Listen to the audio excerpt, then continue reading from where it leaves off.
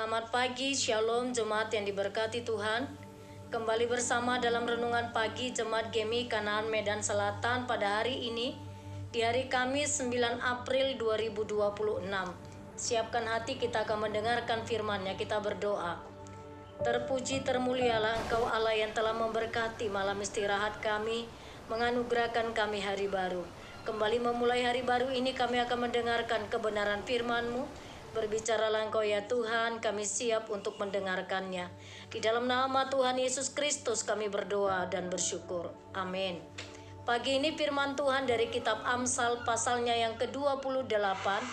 Amsal pasalnya yang kedua, ayat 8 sampai ayat yang ke-15. Amsal pasal 2 ayat 8 sampai ayat 15. Jemaat Tuhan, saya fokus hanya di ayat 10. Demikian firman Tuhan.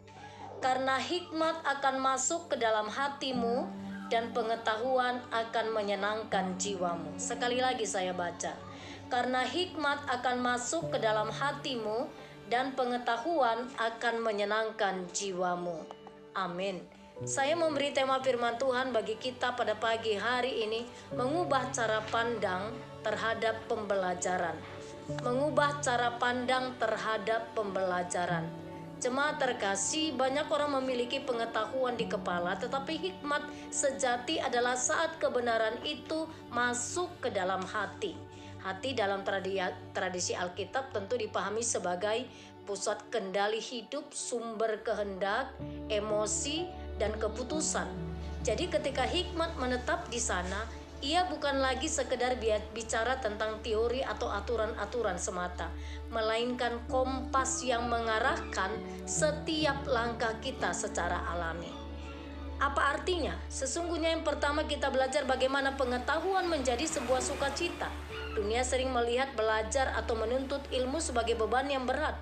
Namun teks ini menjanjikan sesuatu yang berbeda. Kesenangan bagi jiwa. Ada kepuasan batin yang mendalam ketika kita memahami cara kerja dunia melalui kacamatanya Tuhan. Jadi pengetahuan bukan lagi hanya sekedar bahan hafalan atau menjadi beban dalam diri kita, melainkan menjadi pelita yang membuat jiwa merasa aman, merasa tenang, dan penuh dengan sukacita. Selain itu, apa yang dimaksud lewat teks ini bagi kita pada saat ini? Kita diajak untuk menjadi seseorang yang menjaga kesehatan mental dan emosional kita. Jiwa yang disenangkan oleh pengetahuan adalah jiwa yang tidak mudah goyah oleh opini orang lain atau tren yang dangkal. Yang dimaksud di sini adalah jiwa yang disenangkan oleh pengetahuan, artinya pengetahuan akan hikmat Allah. Jadi kalau hikmat itu ada di dalam hati kita, maka jiwa kita menjadi tentram, jiwa kita menjadi tenang. Kita tidak butuh validasi orang lain hanya untuk membenarkan diri kita, hanya untuk membuat kita lebih berharga. Kita tidak lagi menentukan tidak lagi bingung memikirkan mana yang benar, mana yang tidak benar. Apa yang harus aku lakukan atau apa yang tidak harus aku lakukan. Sebab hikmat itu sendirilah yang akan memimpin kita untuk melakukan, untuk mengambil keputusan. Sehingga jemaat yang terkasih, proses belajar sebagai bentuk ibadah atau apresiasi kita. Baik itu mempelajari apapun di dalam dunia ini, apapun proses yang kita alami. Ketika hati kita telah dipenuhi oleh hikmat Allah, maka kita akan menikmati segala sesuatu menjadi sebuah kebahagiaan, kenyamanan, karena hati kita terkontrol, karena hikmat Allah ada pada kita.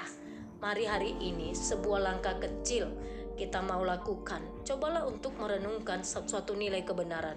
Misalnya, apakah kita mau melatih diri untuk sebuah kesabaran atau sebuah kejujuran? Dan biarkanlah nilai itu mendikte setidaknya satu keputusan kecil yang akan kita lakukan pada hari ini. Perhatikanlah bagaimana hal itu membawa ketenangan bagi jiwa kita.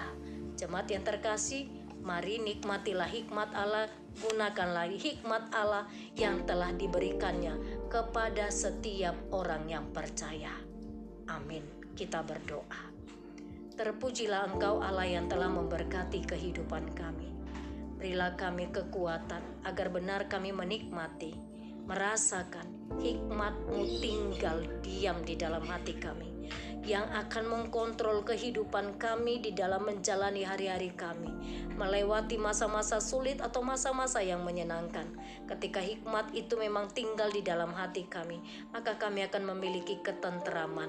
Tolonglah kami Tuhan sepanjang hari ini juga, agar firman-Mu mempengaruhi segenap keputusan kami. Segala aktivitas kami sepanjang hari ini kami taruh di dalam tangan Tuhan. Engkaulah yang memberkati kami, Engkau yang menolong kami, agar setiap apa yang kami pikirkan dan apa yang kami kerjakan, biarlah Engkau sajalah yang membuatnya berhasil. Kami bawa kepadamu semua anak-anak kami di dalam tangan kasih-Mu. Kau memberkati semua anak-anak kami di dalam setiap jenjang pendidikannya. Tuhan memberkati di anak-anak kami yang sudah bekerja.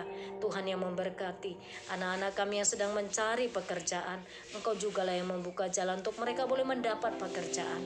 Biarlah anak-anak kami menjadi anak-anak yang sukses, anak-anak yang berkemenangan di dalam Engkau. Bapa terkasih, kami terus bawa kepadamu jemaat-Mu yang mengalami kelemahan tubuh.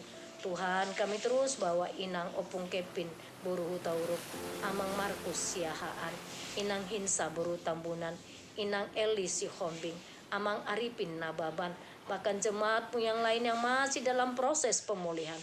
Tuhan, kami mohon belas kasih-Mu. Berkatilah setiap pengobatan yang mereka sedang kerjakan. Berkatilah ya Tuhan setiap makanan, minuman, bahkan udara yang mereka hirup.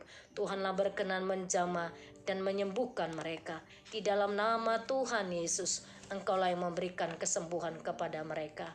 Kami juga saat ini menyerahkan, kami menaikkan syukur kepadamu. Ada jemaat Tuhan yang hari ini berulang tahun.